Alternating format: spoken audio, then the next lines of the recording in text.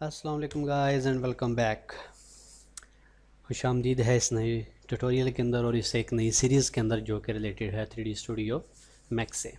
जी बिल्कुल, आज हम जो वीडियो स्टार्ट करने जा रहे हैं वो हमारी है रिलेटेड 3D स्टूडियो मैक्स से, और वर्जन जो हम इसका यूज़ कर रहे हैं वो है 2017। अब इस वक्त जो इसका मार्केट के अंदर लेटेस्ट वर्जन है वो है 2020। तो मैंने वो भी डाउनलोड किया था, लेकिन उसके अंदर भी शायद कुछ बग्स हैं, और सबसे बड़ा बग उसके अंदर ये है इस वक्त कि जब आप अपनी फ़ाइल बना के उसको कंट्रोल एस करते हैं यानी कि सेव, तो वो फाइल को सेव नहीं करता।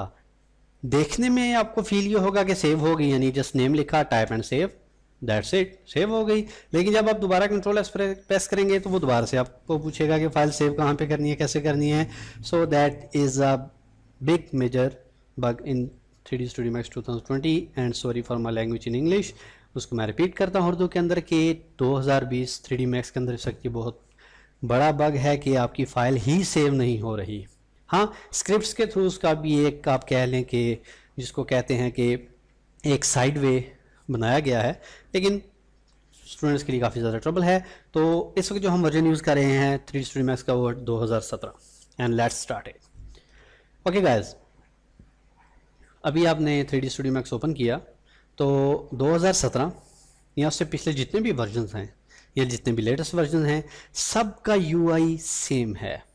यूआई मींस ये आपको स्टैंडर्ड टूल बार नज़र आ रही है, ये है menu tool bar, sorry menu bar, ये टूल बार नहीं है, और ये है कमांड बार, कमांड पैनल, कमांड लाइन, जो मर्ज़ी आप कह लें इसको। ये नीचे आपको नज़र आ रही है टाइम लाइन, और ये हैं शॉर्टकट्स।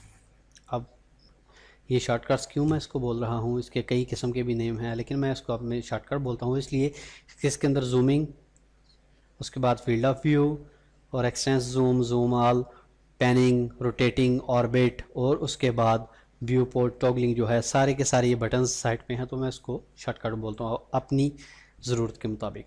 ओके गाइस, स्टार्ट करते हैं।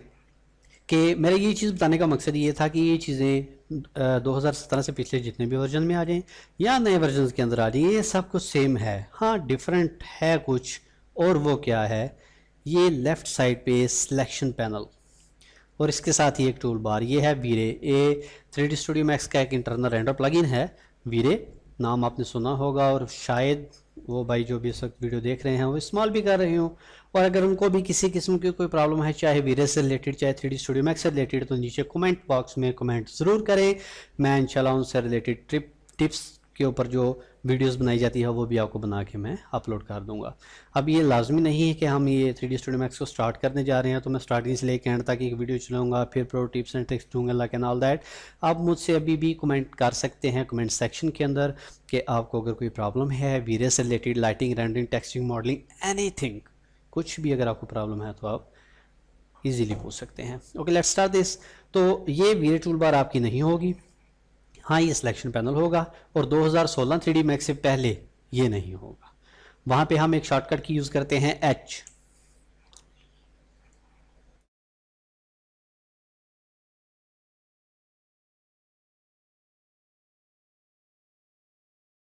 तो जो H है ये है सिलेक्ट फ्रॉम सीन, जो है डायलॉग बॉक्स आपका इसको ओपन कर देता है। तो इसके अंदर जितने भी आपने ऑब्जेक्ट्स ड्रा किए होते हैं उनको यहाँ से आप सिलेक्ट ईजिली कर सकते हैं, लेकिन यूज़र्स या क्लाइंट्स की ज़रूरत को देखते हुए उन्होंने यहाँ पर ये सिलेक्शन पैनल भी लेफ्ट साइड पे दे दिया है। ओके, तो स्टार्ट लेते हैं व्यू पोर्ट से। स्टूडेंट्स, जो भी 3D Studio Max के व्यू पोर्ट्स के अंदर काम करना सीख गया कि कौन सी ऑब्जेक्ट को मैं किस व्यू पोर्ट के अंदर ड्रा करूंगा, तो समझ लें कि उसके लिए मैक्स को यूज़ करना बहुत ज़्यादा आसान हो गया है। सबसे मुश्किल चीज़ ही ये व्यू पोर्ट्स हैं।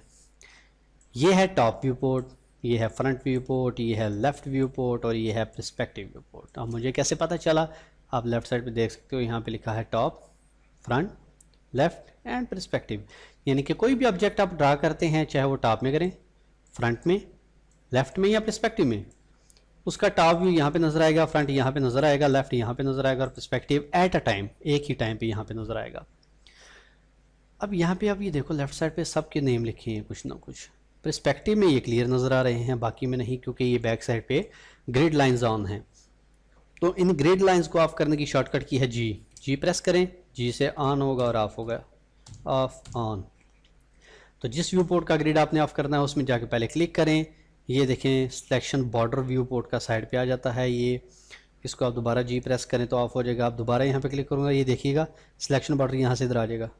इसका मतलब है कि इस वक्त सिलेक्टेड या एक्टिव व्यू पोर्ट ये वाला है। जी प्रेस कर दें और यहाँ पर भी जी, तो ये हमारे देखें अब बिल्कुल क्लियर पढ़ने हो रहा है, ग्रिड लाइंस ऑफ हो गई।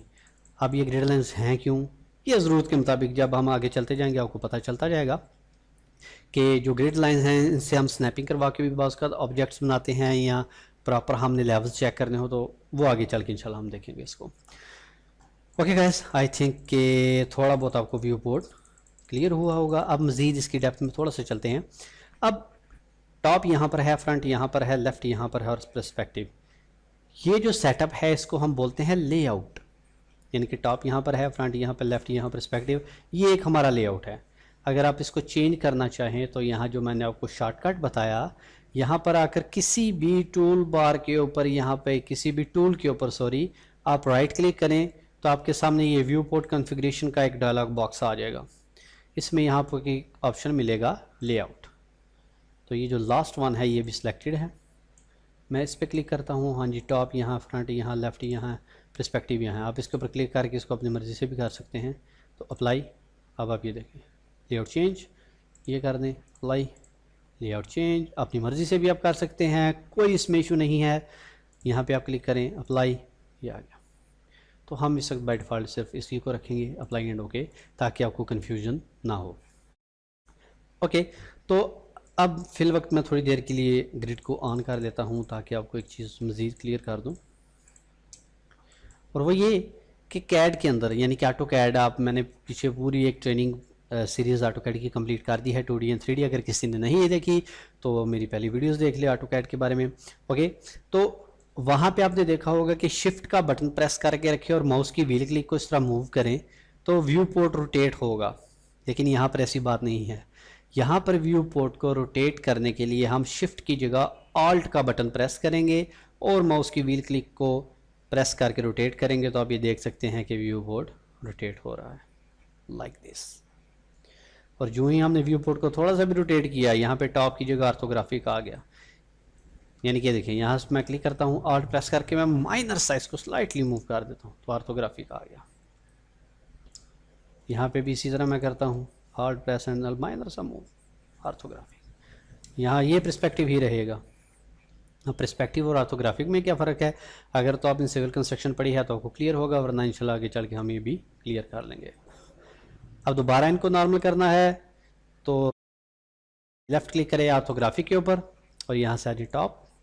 यहाँ कौन सा था जी, फ्रंट, और यहाँ पे कौन सा था, I think left, and here we गो।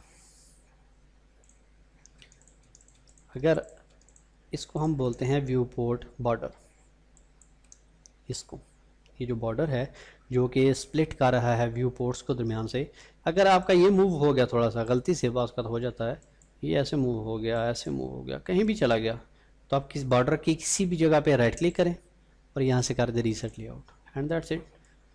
और ये इतना मुश्किल नहीं है। व्यू क्यूब के बारे में तो आपको पता ही है, जैसे कैड में काम करते हैं,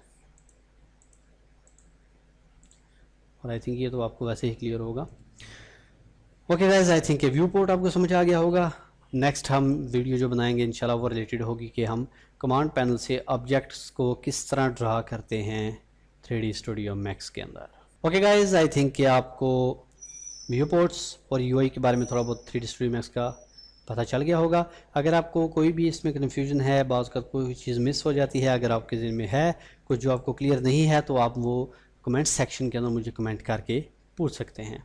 आई होप कि आपको ये वीडियो पसंद आई होगी, और अगर आपको ये वीडियो पसंद आई तो कमेंट इसको लाइक करके शेयर कर दें, और अगर अभी तक आपने मेरा चैनल सब्सक्राइब नहीं किया तो इसको सब्सक्राइब करके साथ लगे बेल के आइकन को दबा दें ताकि आपको मेरी आने वाली नेक्स्ट सब वीडियोस की जो है नोटिफिकेशन मिल जाए। Okay guys, see you in next video. अल्लाह हाफिज़।